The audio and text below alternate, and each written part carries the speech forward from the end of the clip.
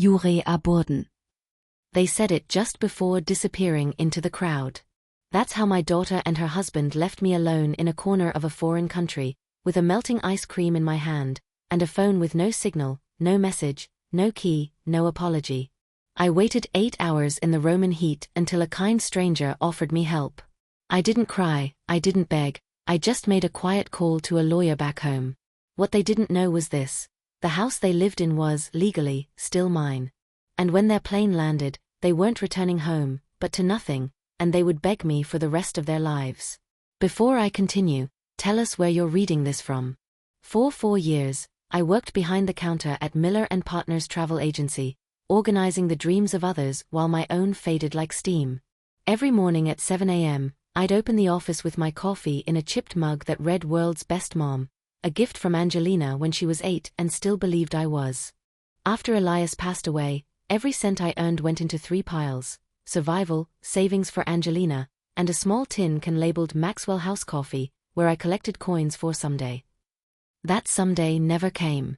Instead, there were Angelina's medical bills, car payments, the down payment for their house, the kids' school uniforms. $10,000 for her wedding, $40,000 when Weston lost his job. My coffee can emptied as soon as it was full. I remember the night Angelina called me, crying because they couldn't afford the vacation they'd promised Valeria and Ryder. "The kids deserve to see the world, Mom," she sobbed, "not like us who never went anywhere." I didn't remind her that I'd dreamed of seeing Rome since I was 20, that I'd collected postcards of the Trevi Fountain for decades. Instead, I took the last $18,000 from my retirement account. "It's perfect, Mom," Angelina said when I handed her the plane tickets. "It'll be just like in the movies." But when she hugged me, her arms felt hollow, as if she were embracing an obligation. I should have known. O'Hare International Airport buzzed with summer family energy. Families laden with suitcases, kids darting between rows of seats. The scent of coffee and croissants mingled with jet fuel. I stood at the departure gate, my worn handbag clutched to my chest, watching Angelina, with that nervous efficiency she'd inherited from me, organize the family's documents. "Grandma, why did you bring that ugly thing?" Valeria asked, pointing at my bag with the disdainful look she'd perfected. "It'll ruin all the photos." "Valeria," Angelina muttered, but not reprimandingly, rather with embarrassment, as if agreeing but too polite to say it aloud. "It's all right, dear," I replied, stroking the worn leather. "This is the same bag I carried when your grandpa Elias and I got married. It has history." Weston looked up from his phone long enough to snort. "History? Sure." Ryder, my 16-year-old grandson, gave me an apologetic glance before disappearing back into his headphones. At least he still had some manners. As we waited for the boarding announcement, I ventured to ask, "Have you decided what you want to see first in Rome? I know some beautiful places not in the usual guidebooks." "Mom," Angelina sighed, as if I'd suggested something absurd. "We've got everything planned out." Weston downloaded an app, Weston added, without looking up from his screen. "A really good app with real reviews from people who know what they're talking about. Not like an old travel agent who had spent decades studying every corner of Italy." I smiled and nodded, swallowing the words that wanted to come out. I had dreamed of this moment, walking through the Colosseum with my grandchildren, telling them stories I'd read in dusty books, finally sharing the world I only knew through brochures and fantasies. Flight 423 to Rome, now boarding by zones. Angelina straightened up, instantly transforming into the family manager. "Okay, Everione, let's go. Valeria, phone away." Ryder, headphones off. "Weston, do you have the passports?" I stayed back as they lined up in perfect formation. Angelina in front, the children at her sides. Weston es rearguard. It was like watching a family in a glossy magazine, polished and coordinated. For a moment, I wondered where I fit into this picture. "Margaret, come on." Angelina called, her voice having that strained edge I knew from years of difficult phone calls. I stepped closer, noticing her shoulders stiffen as I joined the group. Es wie Walke trug the boarding tunnel. I kaukt snippets of conversation between Angelina and Weston. Whispers. Quiet enough to be discreet, but loud enough for me to hear. I don't know why she had to come, Angelina whispered. It's only 2 weeks, Weston replied. The photos will be a disaster with her. They fell silent as I drew nearer, but the damage was done. The words hung in my mind like a blemish. Asterisk, the photos will be a disaster. With whom? With me. Asterisk. On the plane, I sat in the middle row at the very back, while the family took 3 rows ahead of me. So you have more legroom, Mom, Angelina had explained with that radiant hollow smile she used when she lied. Legroom in economy class was the same everywhere, but I said nothing. During the 8-hour flight, I watched my family's heads move and incline in conversation. Valeria took selfies with the window in the background. Ryder shared headphones with Weston. Both laughed at something on the screen. Angelina arranged the contents of her bag with that compulsive thoroughness that emerged when she was nervous. I took out my book, a Rome guidebook I'd bought in 1987 and read so often the pages were coming loose from the spine, tracing routes with my finger as the plane crossed the Atlantic. The Sistine Chapel at sunrise, before the crowds arrived. Trastevere et sunset, wehen the cobblestone streets glowed golden. The Trevi Fountain at midnight, when it belonged only to dreamers and late-night romantics. Perhaps, I thought, asterisk, this time it will be different. Perhaps, far from the routines and pressures of home, we can be a real family. Perhaps Angelina will remember why she wanted me to come. Asterisk. As the pilot announced our descent into Rome, I felt a strange mix of anticipation and unease. Through the window, the eternal city spread out like an unfurled map, ancient and golden under the morning sun. 40 years after dreaming of this moment, I was finally here. I didn't know then that 3 days later I would be standing alone on a Roman street corner, a melting ice cream in my hand, wondering how a mother's love could so easily become a burden. The plane touched down softly, and Angelina turned to me for the first time in hours. "Welcome to Rome, Mom," she said, and for a moment her smile seemed genuine. I should have known that the most dangerous smiles are those that seem real. Angelina's smile faded as soon as we left the airport. The reality of Rome, the heat, the crowds, the traffic chaos, hit her like a slap. As we waited for a taxi, I watched her compulsively check her phone, comparing photos she'd taken at the airport to some invisible standard in her head. "No Instagram filter can save this," she muttered, looking at a family selfie where I was smiling in the background. The first 2 days were a careful dance of superficial inclusion and subtle exclusion. At breakfast in the hotel, Angelina arranged the chairs so I sat slightly apart from the main group. At the Colosseum, when I tried to tell a story about gladiators from my guidebook, Weston interrupted me to show a TikTok video on the same topic. "More entertaining than old books, right?" he said, and everyone laughed but me. Ryder gave me another apologetic glance but said nothing. At 16, he had already learned that family loyalty has a price. The third day dawned muggy. Rome in July was an oven, and by 10 a.m., when we reached the Spanish Steps, the air vibrated with heat. Crowds moved like human rivers, tourists with cameras and street vendors calling in 6 languages. "Can we take the family photos now?" Angelina asked, pulling out her phone. "The light is perfect." They automatically arranged themselves. Angelina and Weston in the middle, Valeria and Ryder on the sides. I stood a few feet away, waiting to be invited. "Mom, can you take the pictures?" Angelina asked, handing me her phone. Of course, the family photographer, never the photographed family. I took a dozen photos from different angles, while they posed with increasingly practiced smiles. When I finished, Angelina reviewed each picture with the concentration of a professional photo editor. "Perfect," she murmured. "Finally, we have photos we can use." "And now one with Grandma," Ryder suggested. The only one who seemed to notice I existed. Angelina hesitated. Her smile flickered for a second before recovering. Sure. A quick one." I joined the group and immediately felt them rearrange themselves to make space, but with that stiffness that suggested my presence was disrupting their perfect geometry. A friendly tourist offered to take the photo. "Smile," the man called, but when I looked at Angelina, I saw her smile didn't reach her eyes. It was the same expression she'd worn at Elias's funeral, appropriate for the occasion, but without genuine feeling. After the photos, Angelina announced she needed gelato. We found a quaint gelato shop on a side street, where I offered to pay for everyone. An automatic gesture after decades as the family's ATM.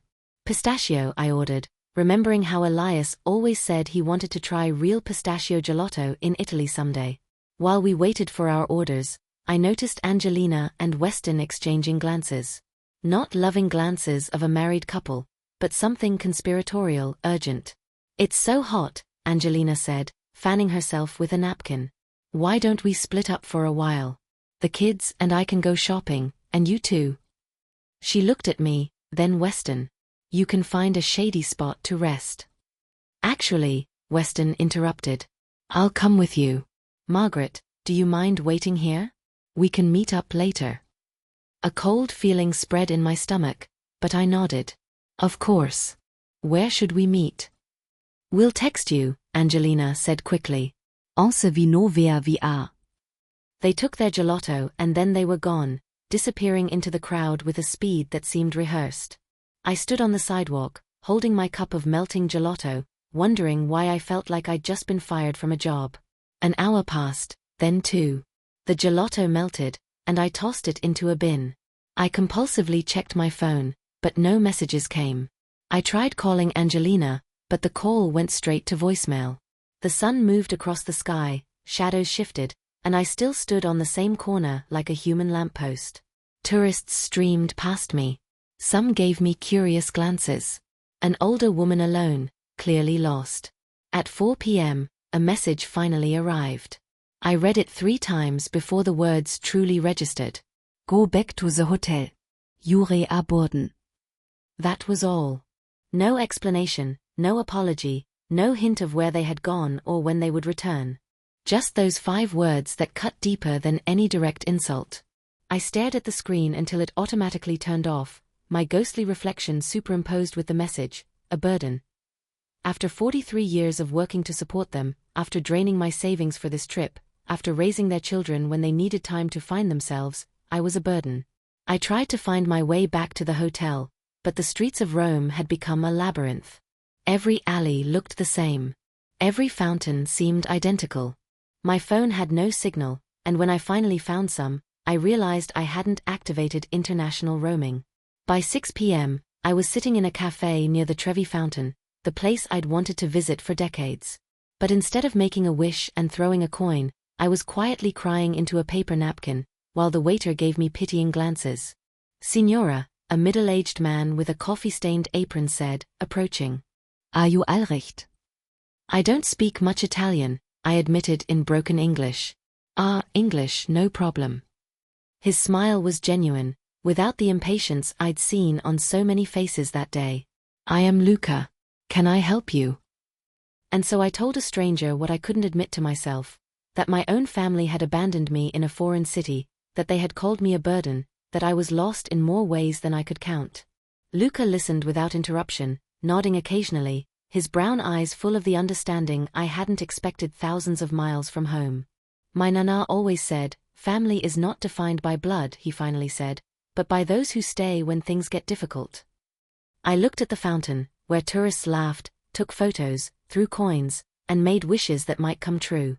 For the first time in my life, I thought that maybe, just maybe, I had invested my love in the wrong people. "Do you have a place to stay tonight?" Luca asked gently. I pulled the hotel key from my bag. Then it hit me, Angelina had booked everything under her name. Could they kick me out? I had paid for a room where I was no longer welcome. Yes, I lied, because the truth was too humiliating to admit. "But Luca kne ml better tani kne myself." "Come," he said. "We'll sort this out." As we walked through the cobblestone streets to the hotel, I felt something I hadn't felt in years, that someone was on my side. It was a strange, liberating feeling, like taking off tight shoes after a long day.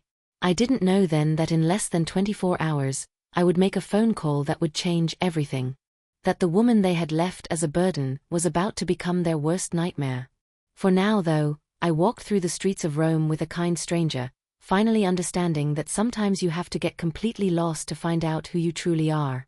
Luca was right about the hotel. When we arrived at the reception, The clerk looked at me with that professionally apologetic expression I immediately recognized from my years in customer service. "Ms. Miller, I'm sorry, but the booking is under Ms. Davis's name, and she's asked me to inform you that your stay is terminated." The words hung in the air like toxic smoke. Angelina had called the hotel to make sure I couldn't stay. They hadn't just left me on the street, they had actively plotted to make me homeless. "I understand," I said with a calm that surprised even myself. 40 years of dealing with difficult customers had taught me to keep my composure when the world was falling apart.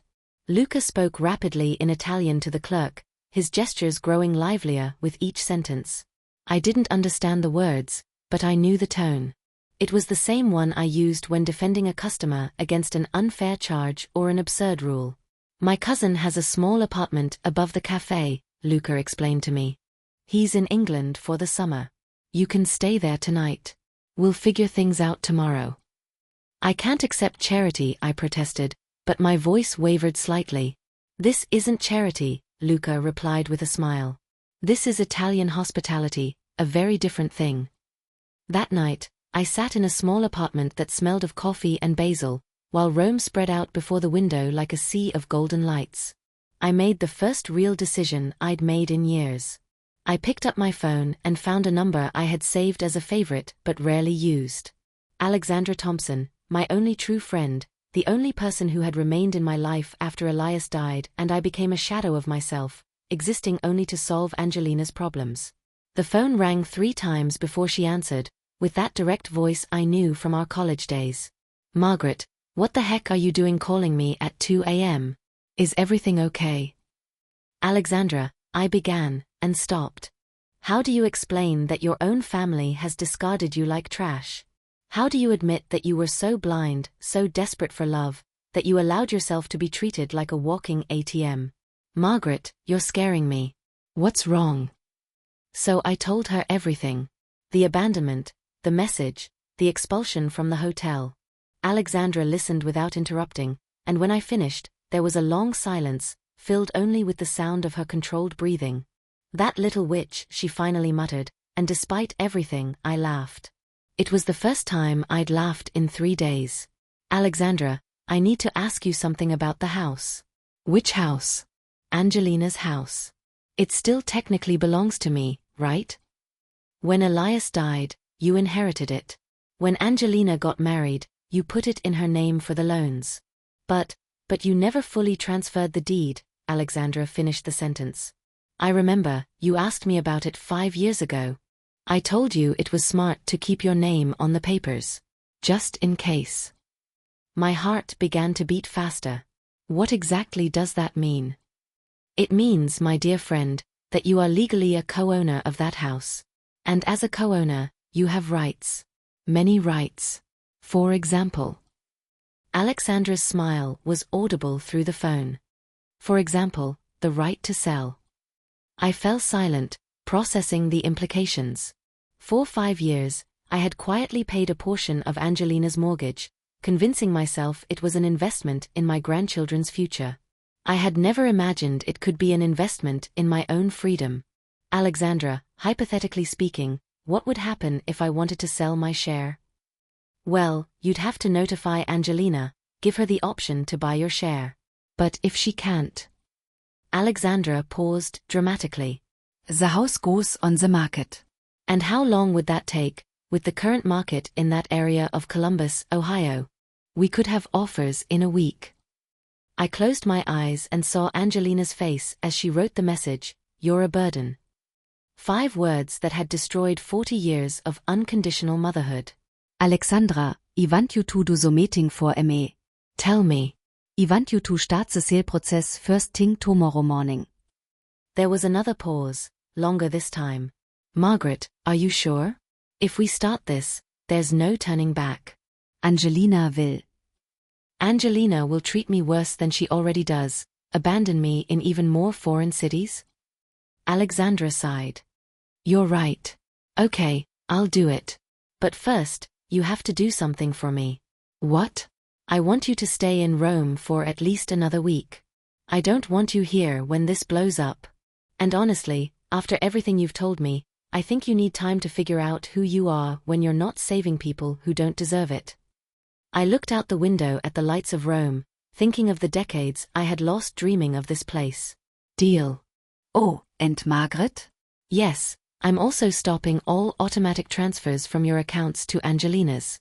If they treat you like a stranger, they can live like strangers too. After hanging up, I stayed awake until dawn, watching the city slowly awaken.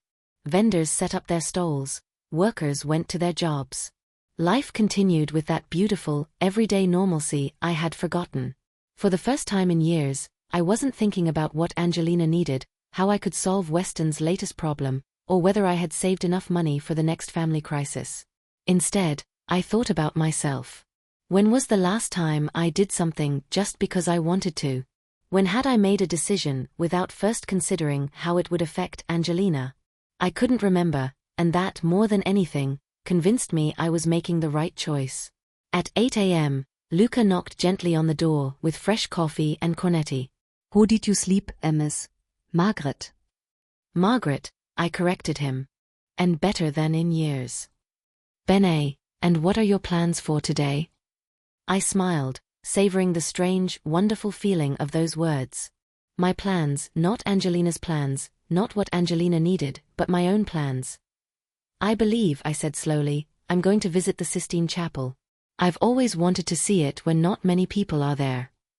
Wo man oft haste. I know the entrance guard. I can get you tickets for tomorrow morning, before it opens to the public. Would you really do that? Luca shrugged with that casual elegance only Italians master. Of course. Friends help each other. Friends?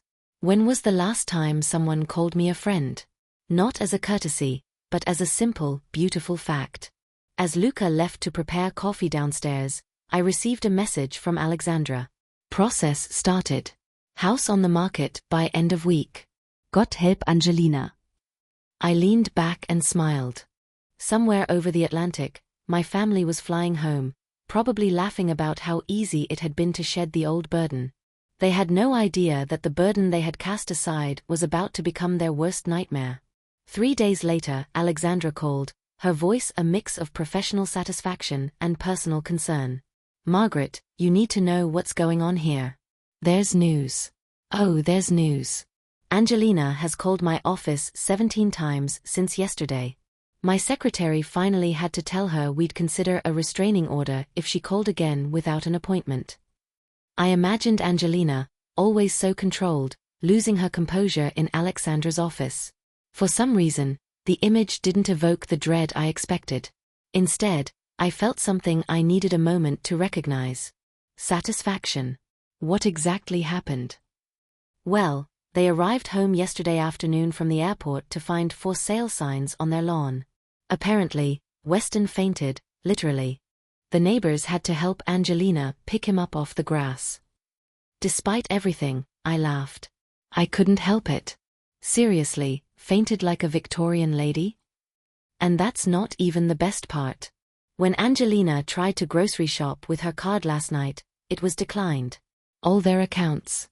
The automatic payments you set up were stopped, of course, but apparently, she never bothered to find out where the money was really coming from. Are you saying she didn't know I paid half their expenses? Apparently, Weston told her he got a consulting job 2 years ago. He'd been using your money to maintain the lie that he was contributing financially. The puzzle pieces fit together into a macabre picture. Weston's newfound confidence, his condescending attitude towards me, the way Angelina had started treating me like an obstacle instead of a lifeline. They had lived off my money while convincing themselves I was useless. Alexandra, are there offers on the house? 3, and it's only the second day on the market. 1 is above asking price. The buyers saw the photos and want to close quickly. How much time are we giving them to buy out my share? I've already officially notified them. They have 30 days to get financing for your share, which at current market value is about $550,000. It was more money than I had ever seen at once, and Angelina would have to raise it within a month or lose the house she had taken for granted. They won't manage it, will they? Not with Weston's credit history and without your financial support. Banks aren't giving out loans as easily anymore, especially not to a 42-year-old who's been unemployed for 3 years. After han ging ab vis Alexandra, I valket trug trastevere. The cobblestone streets gleamed in the afternoon sun, and I paused at a small church where candles flickered like fallen stars. I hadn't truly prayed since Elias's funeral, but that day, I lit a candle and whispered a prayer that surprised even me. I didn't pray for Angelina's forgiveness or for family reconciliation, or for things to go back to how they were.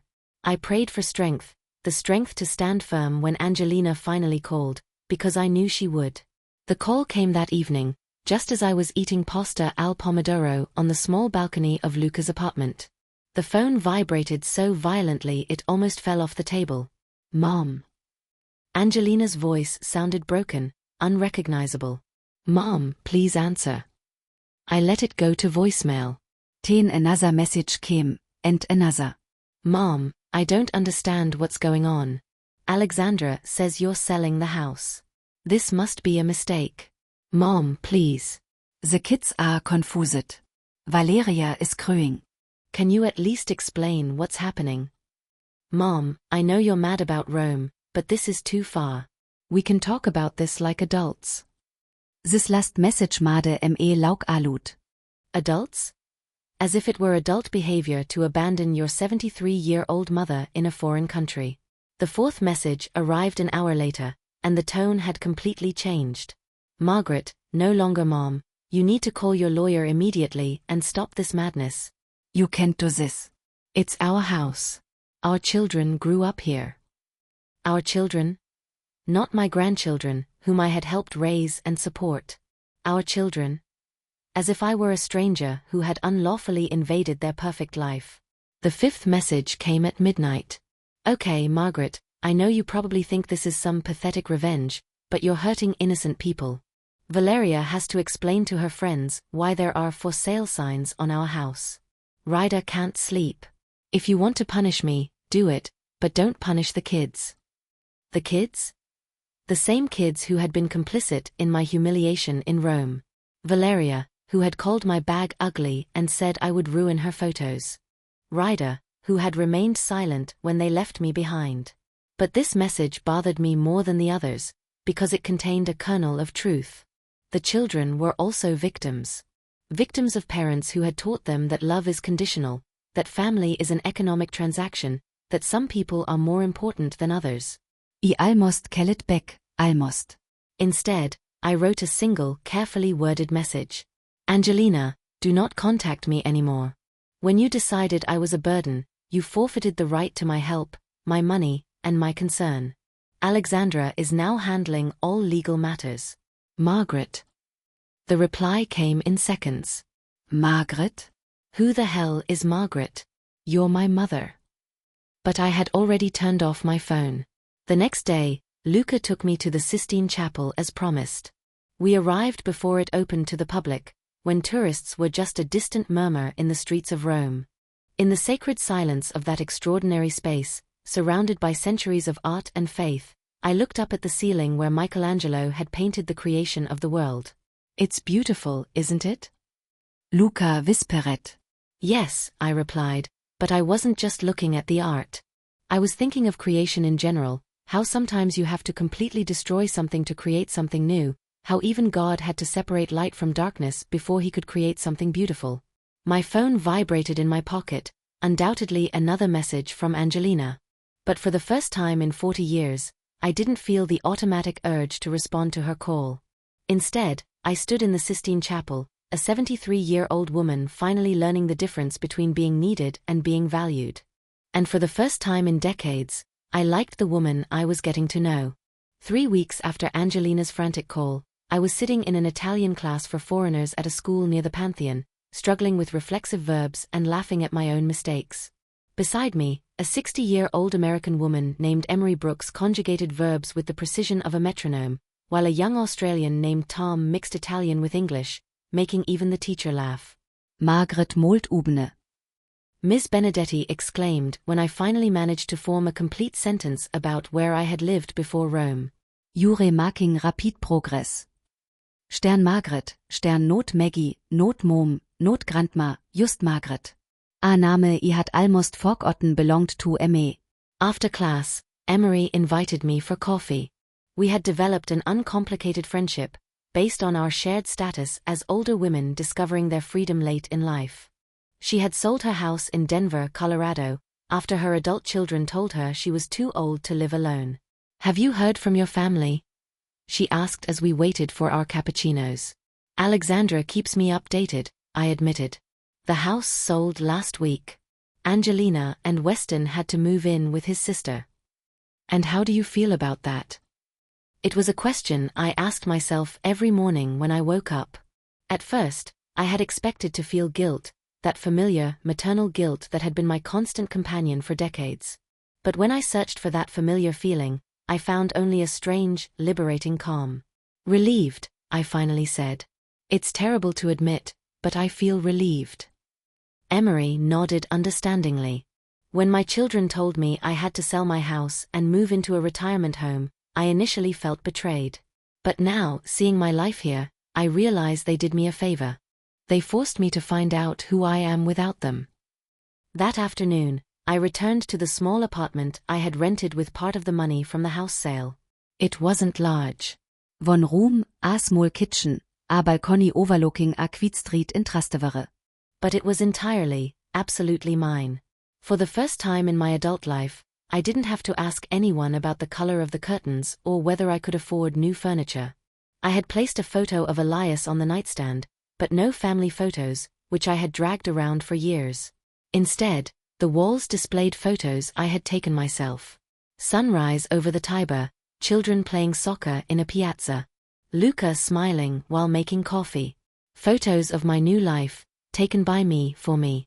My phone had been silent for days. Angelina had stopped calling after Alexandra officially informed her that all future matters had to go through her. But that afternoon, as I prepared a simple dinner of pasta and salad, it rang with a number I didn't recognize. "Grandma." The voice was hesitant. "Young. Ryder." My heart skipped a beat, but I kept my voice calm. "Hello, Ryder. I got your number from Aunt Caroline. Mom doesn't know I'm calling." Of course, she didn't know. Angelina had never allowed her children to have independent relationships with me. She had always been the intermediary, controlling every interaction. "How are you, dear?" There was a long pause heavy with unsaid things. "Confused, I guess. Mom says you've gone crazy, sold our house out of revenge." "And what do you think?" Another pause. "I think Mom isn't telling the whole truth. She never does." It was the first time I'd heard Ryder question his parents, and something in my heart softened a little. "Ryder, what happened in Rome?" "I know," he interrupted. "I know it was wrong. I wanted to say something, but I don't know. I was afraid Dad would be mad at me too." Weston, of course, the man who had lived off my money for years while treating my grandson like a subordinate. "Are you all right? "Do you have a safe place to stay?" "We're at Aunt Sharon's. It's weird. She and Mom never got along. And Valeria is furious because she had to change schools." Valeria, the granddaughter who had said my bag would ruin her perfect photos. For a moment, I felt a pang of familiar protective instinct. Then I remembered her disdainful face in Rome, and the pang faded. "And you, Ryder, how are you really doing?" "Scared," he admitted. "Everything changed so fast. One day we were a normal family, and the next, everything was ruined. But I also feel bad about what we did to you in Rome. It wasn't right." It was the apology I had been waiting for, without knowing I needed it. "Thank you for saying that, Ryder. Are you ever coming back?" The question hung in the air like smoke. Would I return? For weeks, I had lived day to day, thinking no further than the next Italian lesson or the next walk through the cobblestone streets. But Ryder's question forced me to look at the future. "I don't know," I said honestly. "Right now, I'm learning to be happy here." "Are you happy?" It was a question no one had asked me in years. Was I happy? I thought of my mornings with coffee at Luca's, my afternoons at the photo club I'd found, my nights reading on my small balcony as Rome settled around me. "Yes," I said, surprised by the certainty in my voice. I think I'm happier than I've been in a long time. I'm glad, Ryder said, and he sounded like he meant it. Grandma Margaret, I'm sorry for everything. After hanging up, I stood on my balcony, watching the lights come on in the city. Rome at night was a living museum. Every building a story, every street a poem written in stone and time. I thought of Ryder, probably hidden in some corner of his aunt's house, risking his parents' wrath just to apologize to me. It was the first sign that maybe not everything was lost. That in the next generation, perhaps someone had learned the difference between love and obligation. My phone vibrated with a text message. Thanks for talking to me. I'll write you a proper letter soon. Love you, Grandma. Ryder. I smiled and put the phone away. Tomorrow was my birthday, my 74th. And for the first time in decades, I would celebrate it the way I wanted to. Luca had mentioned a small, family-run trattoria where they sang tanti auguri and served homemade tiramisu. Emery and Tom had promised to come. A small, intimate celebration with people who had chosen me, and whom I, in turn, had chosen. Not out of family obligation, but because they genuinely wanted to be there. As I got ready for bed, I looked at the photo of Elias on my nightstand. What do you think, darling? I whispered. Is it okay that I'm happy without them? The night wind stirred the curtains, and for a moment I almost believed I heard his voice, telling me what he had been trying to tell me for years, that I deserved to be loved for who I was, not for what I could give. For the first time in decades, I fell asleep without worrying about anyone but myself, and woke up smiling. My 74th birthday began with the kind of golden morning only Rome can offer. Soft light filtered through the blinds. The scent of Luca's coffee wafted up from below, and the distant chiming of church bells marked the hours, as they had for centuries. I rose unhurriedly, something that still surprised me after decades of waking with mental lists of problems to solve for others. Today, my only plan was birthday lunch with my friends Luca, Emery, Tom, and a few others from the photo club who had become my small, self-chosen family. As I made coffee in my small, but entirely mine kitchen, I noticed an envelope slipped under my door. My name was written in a familiar hand.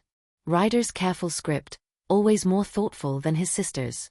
The letter was thick, several pages, folded in an envelope that had traveled all the way from Columbus, Ohio. I sat on my balcony, with Rome stretching out at my feet, and opened what I knew would be one of the most important decisions of my new life. Dear Grandma Margaret, I don't know if I should call you Grandma, Margaret, or Maggie. Mom says you're not our grandma anymore, that you put strangers before family, but I don't think it's that simple. I think we treated you like a stranger long before you did. I've thought a lot about Rome, about that day at the Spanish Steps. I remember exactly the moment we left. Mom said something about finally being able to relax, and Dad laughed. Valeria took a selfie right after, smiling as if she'd won something. I didn't say anything. That's the part that bothers me most, that I didn't say anything. I was 16 and thought that was excuse enough. But the truth is, I knew it was wrong. I knew you don't leave your 73-year-old grandma in a foreign country. I knew you were the reason we could afford that vacation, why we could afford so much. But it was easier to go with the flow than to confront Mom and Dad. Now we're living in Aunt Sharon's basement, and Dad finally had to get a real job at Home Depot, cutting keys and lugging cement bags. Mom is angry all the time, but not just at you. Sure, at you too, but mostly she's angry at herself, though she'd never admit it. I hear her crying at night when she thinks no one's listening. Valeria is in her senior year and had to switch schools. She hates her new school.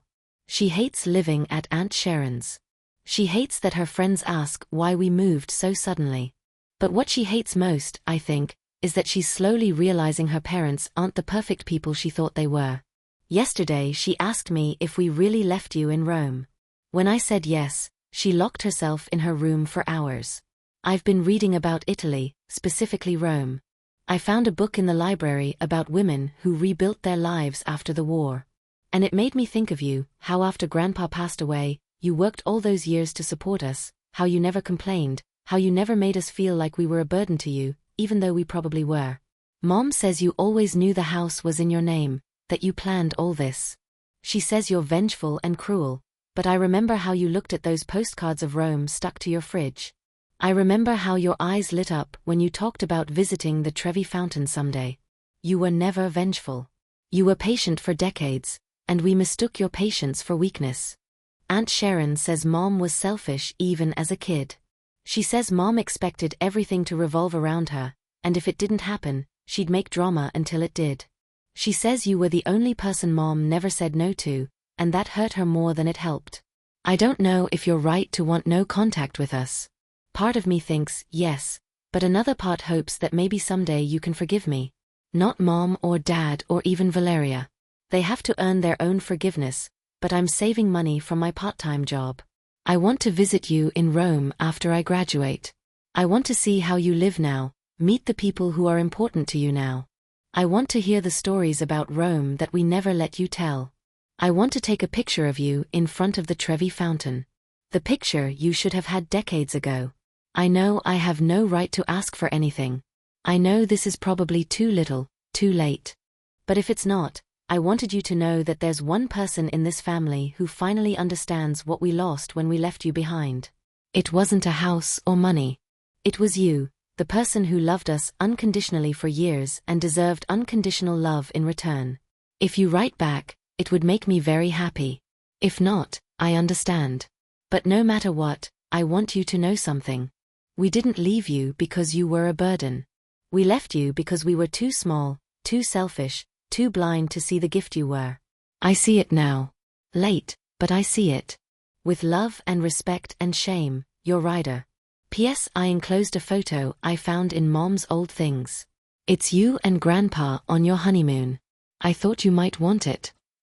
In the envelope was a black and white photo I hadn't seen in years. Elias and I at Niagara Falls, smiling as if we had all the time in the world. I was 20. Our whole life lay before us like a golden path. I sat on my balcony for a long time, reading Ryder's letter again and again. Each word was like a small bridge over the chasm that afternoon in Rome had opened. It wasn't enough to repair all the damage. Decades of taking for granted don't disappear with one letter, but it was a beginning. More importantly, it was real. It wasn't Angelina trying to manipulate me into returning, or Weston justifying his actions. It was a 16-year-old boy taking responsibility for his choices and trying to understand how to fix what was broken. My phone rang. Luca. Happy birthday, Margaret. Ready for your big day. Luca, I said slowly, can I ask you something? Of course. If someone hurt you deeply, but then genuinely apologized, not because they want something from you, but because they truly understand what they did wrong, would you give them another chance? There was a pause. This is about the letter that came this morning. How did you know about the letter? I know that look, cara mia. It's the look of someone deciding between past and present. Good news or bad. Complicated.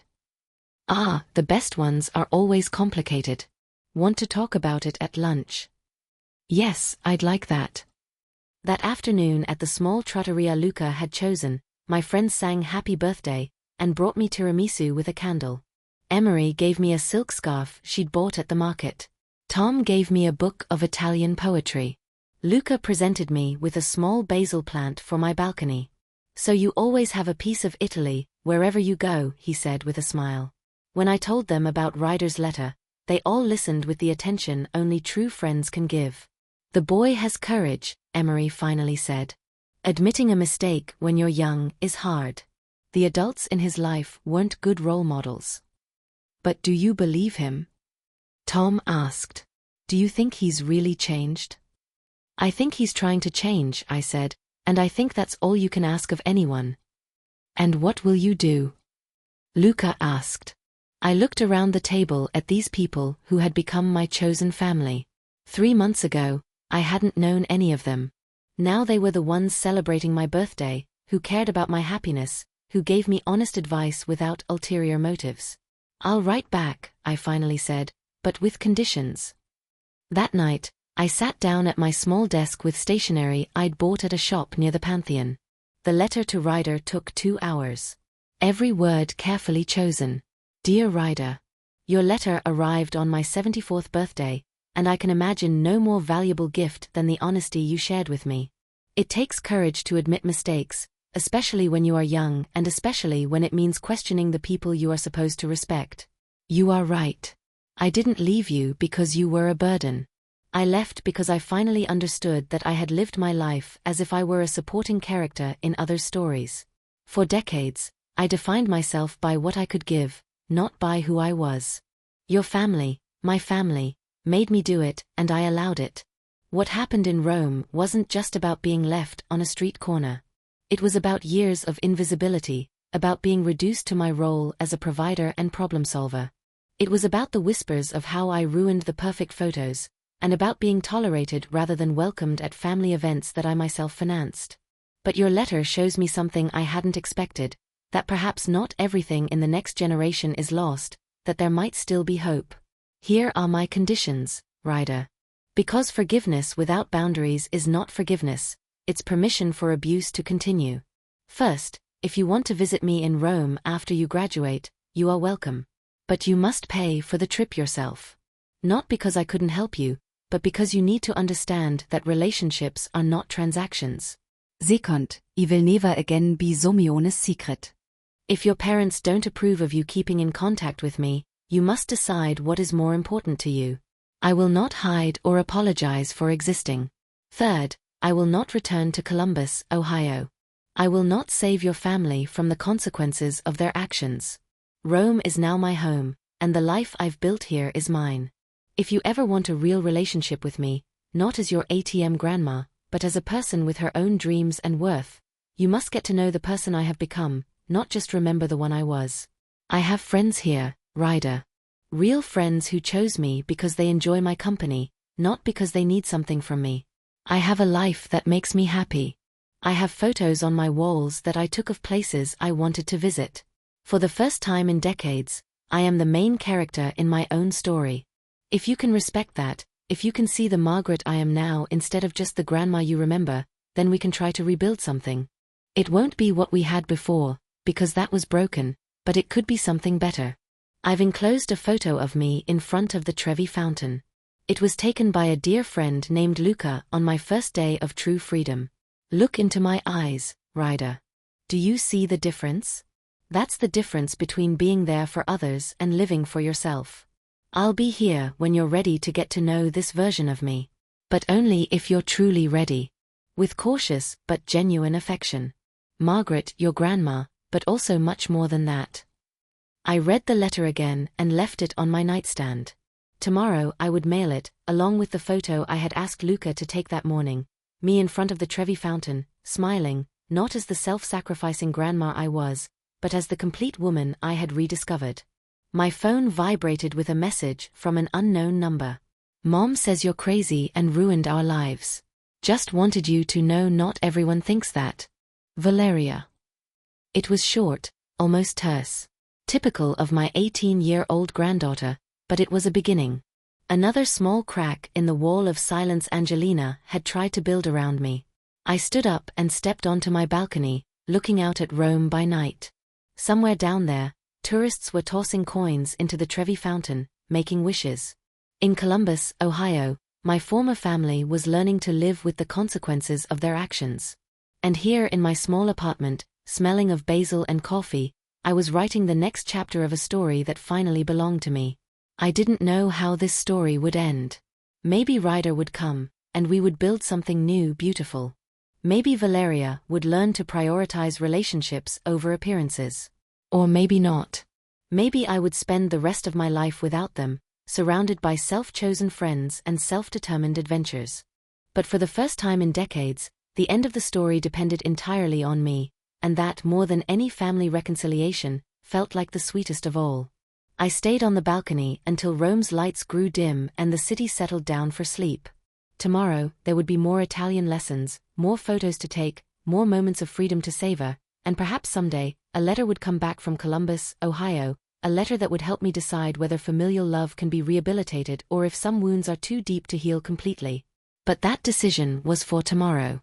That night, I fell asleep, as I had for the past 3 months, a free woman in a bed I had chosen, in a city that had chosen me back, smiling with the deep satisfaction of someone who had finally learned the difference between being needed and being valued. And in my dreams, I walked on cobblestone streets that led not to the past, but to a future that was entirely, unmistakably mine.